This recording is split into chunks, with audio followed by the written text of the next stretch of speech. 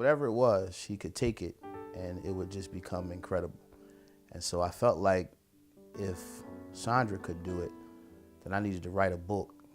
I needed to do a blog. I needed to do something to speak to other women, to tell them that they all have that same power. They're powerful just because they're women. I think women can expect more than just empowerment. I think women can expect tools that they can use on a daily basis to change the way they think and the way they respond to life.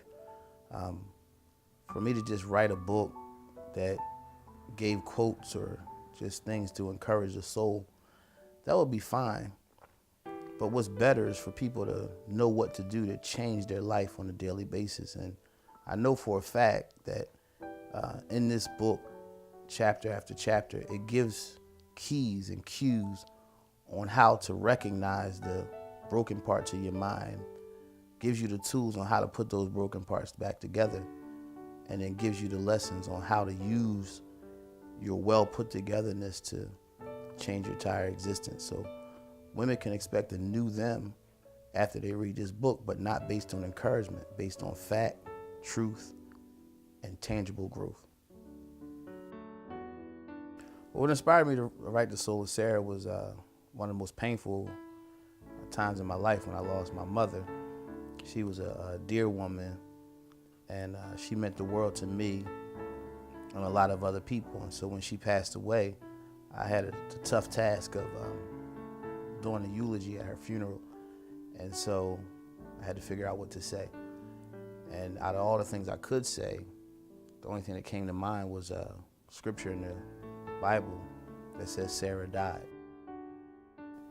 And so in that moment, I realized that my mother to me was Sarah, which sent me on a great journey to figure out who exactly Sarah was. So I spent the short few days I had before I had to eulogize my mother to figure out who Sarah was. And ultimately, Sarah was a woman who took something very small and made something very large. And that's who Chandra Winters was. She was the kind of woman who could take something small, an idea, a meal, whatever it was, she could take it and it would just become incredible.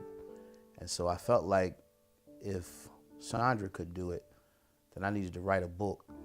I needed to do a blog. I needed to do something to speak to other women, to tell them that they all have that same power. They're powerful just because they're women. So I had to get a book together, called it The Soul of Sarah, to let women from a very young age to women that are older ages, to let them know the power of simply being who they are. They can take something small and make it incredible.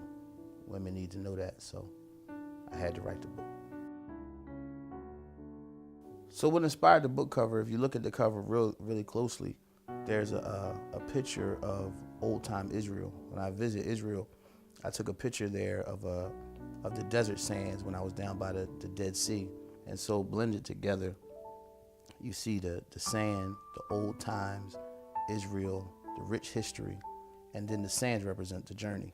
And then you see my mother lightly over it, which puts it all together. It's the journey of a woman.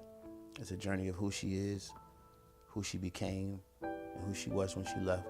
And so the cover really is a picture of a life's journey, and you see all that just by looking at the cover. And even on the back cover, you see a picture of myself applauding my mother at her 60th birthday party that my sister and I threw for her.